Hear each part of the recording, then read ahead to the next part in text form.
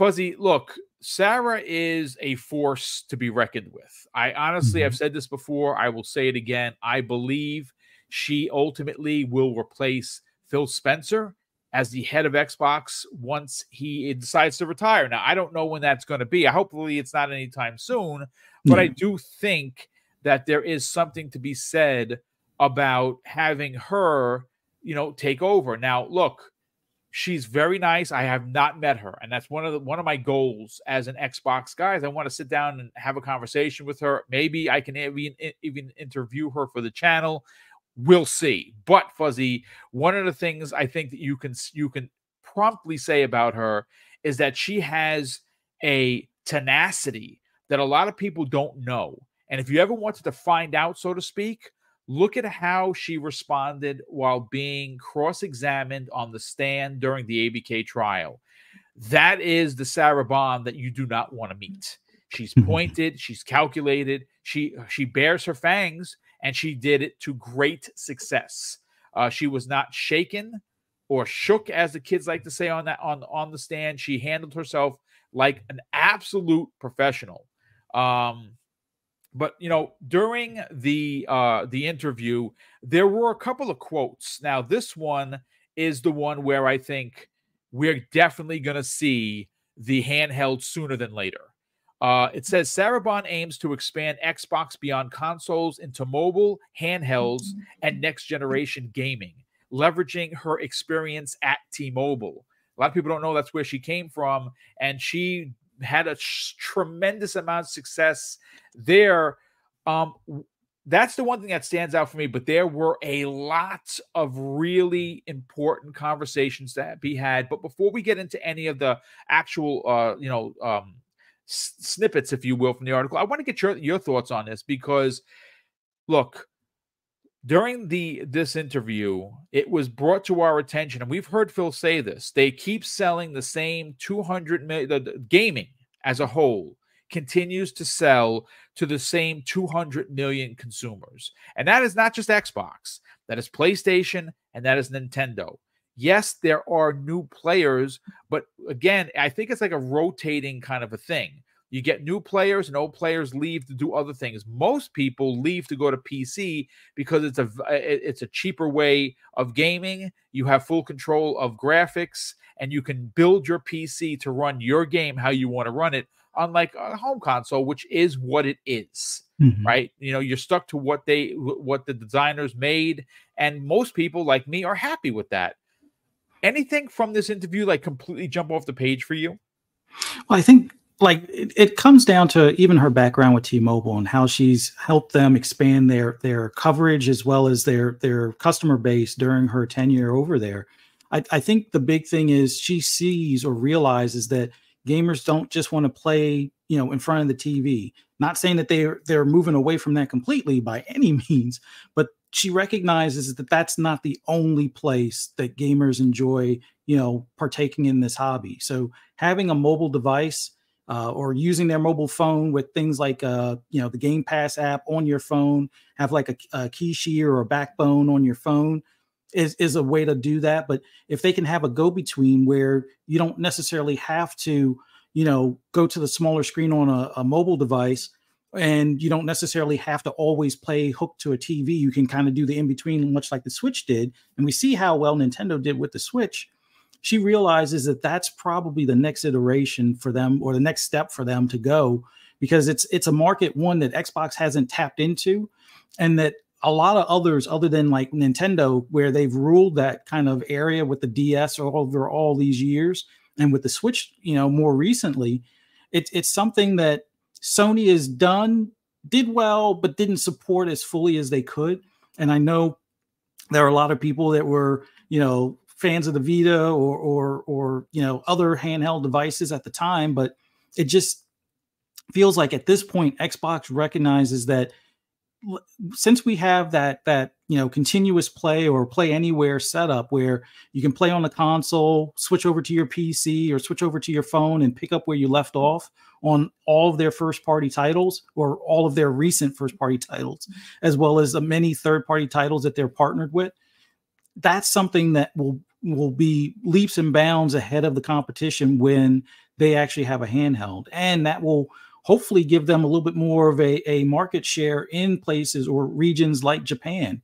Like I think that region has really stepped away from the home console. They've either gone PC or they've gone, handheld device or mobile device of some sort. So having that type of product for that region might be that foot in the door more so than it's been ever before for Xbox. And the way we've seen these PC handhelds do, and she's one that always looks at the market, looks at competition, looks at other devices that people are clamoring about. She sees Phil playing his, either MSI Claw or ROG Ally at times. She's playing on one as well. So she understands that those are going to be things that their customer base is looking at as well. So whether they go the software route to help it make a ROG Ally into like a portable Xbox, or even better, just making their own portable Xbox at that point, I think is all those things that she's kind of hinting at, looking at where customers are, looking at how you can expand into mobile and things like that. She's looking at basically the future or the next iteration of Xbox to kind of be that everywhere box that you can take on the go, family vacations, or be in the other room while the rest of the family might be watching a movie on TV or watching a game show or whatever. And you can still, have game night in the palm of your hands kind of thing. So, yeah. I do have a few things pulled up over here. Mm-hmm. And, obviously, again, this is from the article that I pulled from Bloomberg.com. It says, in her role leading Xbox's hardware development and relationships with publishers, Sarah Bond splits herself between shoring up its traditional gaming business and reaching into untapped areas.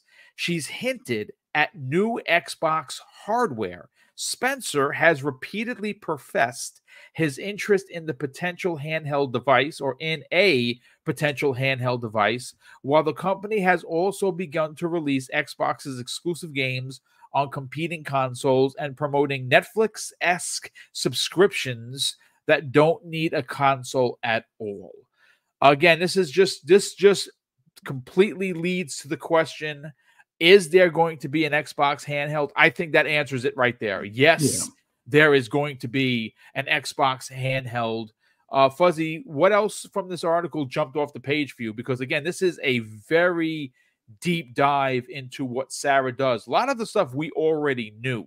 Mm-hmm. But, again, it does bring up a lot of, thoughts and theories as to her personal psyche on what the Xbox looks like moving forward.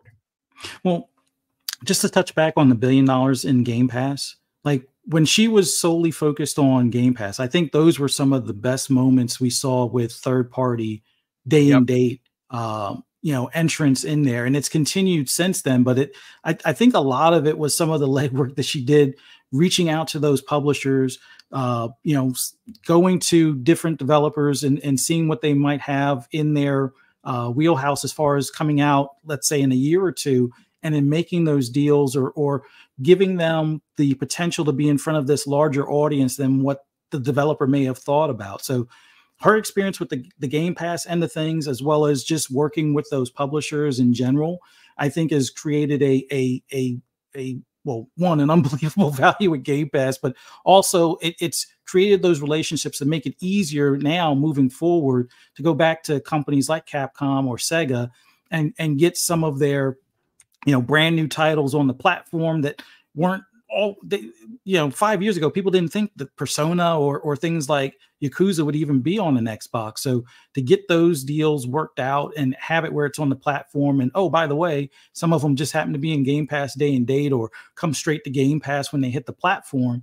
Those are huge deals that we can't overlook at this point. Now, on the flip side of things, on the hardware aspects, they just recently did the thing with Amazon with the Fire Stick. So yes, I know there are some people that are not as happy about the no console needed literature and stuff, but it still goes to show that they're trying to reach more than just the console base. So they want to make sure that Xbox can grow beyond the 200 million, give or take, that are always in the console space, let's say.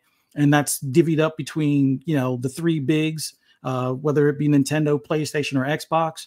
if they're still fighting over those same 200 million people each and every generation, you have to kind of think outside the box. So if you can find a way to get, the kids that are on the tablets or their phones these days, or, the people that might be on the go or have a smart TV, but weren't really console players or haven't been into buying consoles in a couple of generations, and have it where they could just hook this thing that, one, makes it easier for them to access, streaming services that they already have, like Netflix and, Prime and stuff like that, but can also now game by just having a controller. I think that's part of the things that she contributes for hardware outside of console. And then, like you said earlier, the statements that she said, as far as like going for the biggest technological leap in a generation with the next hardware, I'm thinking, even though I know a lot of people think it's just pure power, it'll be the best chipset, and I think that's still part of the equation. But I think another part of it is going to be AI, because we see some of the behind the scenes software stuff that they're testing in the PC space. Like right now, they were trying to do this for Windows 11. Quick Resume was something that was a breakthrough. That I would say, of this generation, that's probably one of the best takeaways from this generation that we can all look back at. Is like, hey, the fact that you can pick up where you left off on a game, that you didn't have to worry about, the save or something like that. It's in like a suspended state, except for some of the multiplayer stuff. But for the single player, it's like the best feature of this generation. And that's stuff that they're now working into the Windows platform, where for PCs, that would be a game changer for the PC space.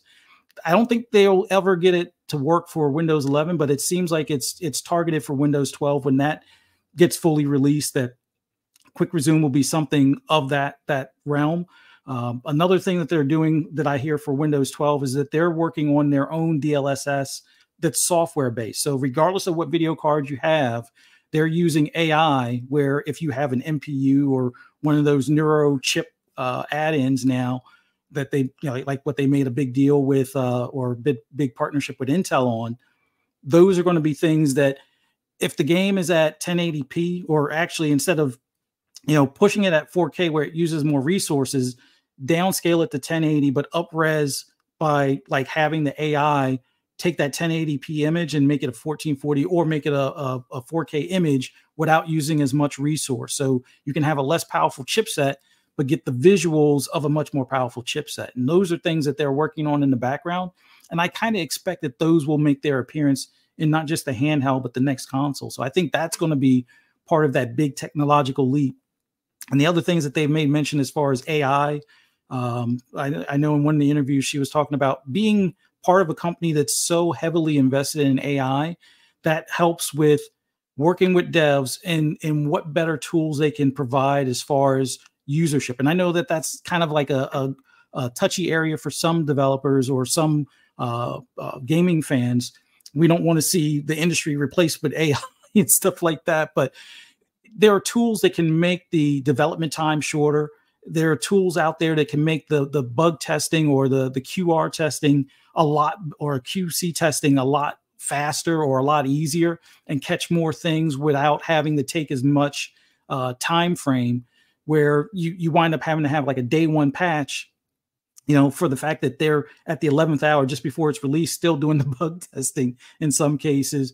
Now, if you have AI that can assist those matters, you can have some of the bug testing as you go, where it may catch a code error or it may catch an incompatibility issue or something like that. So there's just so many things in what her background in hardware, her background in software, and dealing with devs and teams all comes together for Xbox's benefit and our benefit in general for as gamers in general. So I'm looking forward to this next generation. If they can knock it out of the park in 2026, like you said, script writes itself, having Halo at launch, which they try to do this generation, kind of missed it by a year, but if they could do it for the next generation, have everything ready 2026.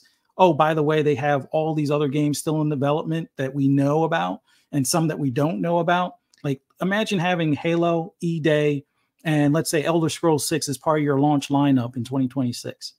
Unbelievable. I don't think anybody could ever talk about a launch lineup being better at that point.